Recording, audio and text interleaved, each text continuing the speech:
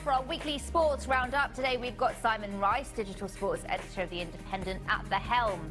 Excellent news, Simon. Now let's start off with news of Arsenal. Yeah, well, they Newcastle tonight.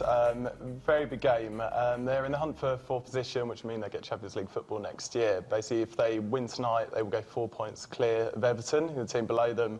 And that, with just 2 games to go after that, all they would need to do is just win one of those 2 matches. So basically 3 points tonight would be huge for the Gunners. Do you have a prediction?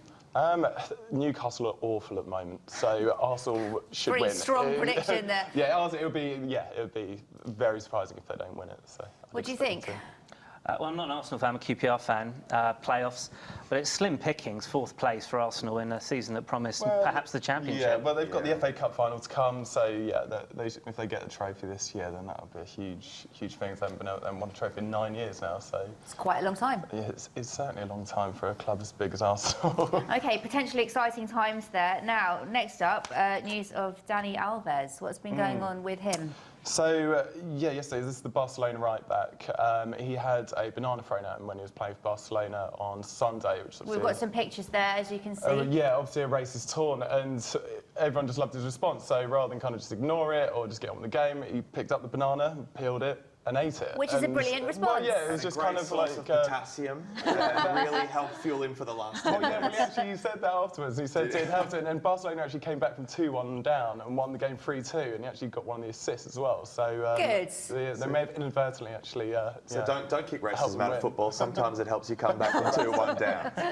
That's it. So we saw lots of people coming out. Yeah, he's had a lot of support today. Like Twitter's kind of gone off, and it's becoming this like slight trend that like a load of footballers have been like tweeting pictures of themselves with bananas, and so you've had like the Chelsea players like David Luiz doing it, and Sergio Aguero at Man City. So yeah, it's really good just to see like a load of support for this guy's, you know, it's completely and utterly wrong, and you know, and nothing that like message this needs to be quite happened before in terms of a response, has it? No.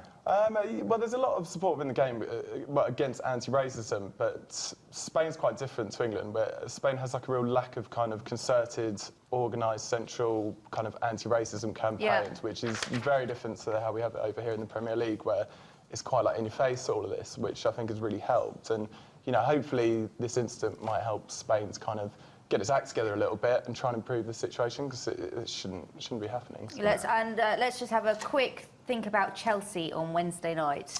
Yes, so they play Atletico Madrid. The score is currently 0-0. If they get a win, they're in the Champions League final. Why are you doing the snoring noises? I saw the first leg. It was so boring. Was it boring? It was, yeah. It was and then Chelsea won again against Liverpool, but they were boring in that as well.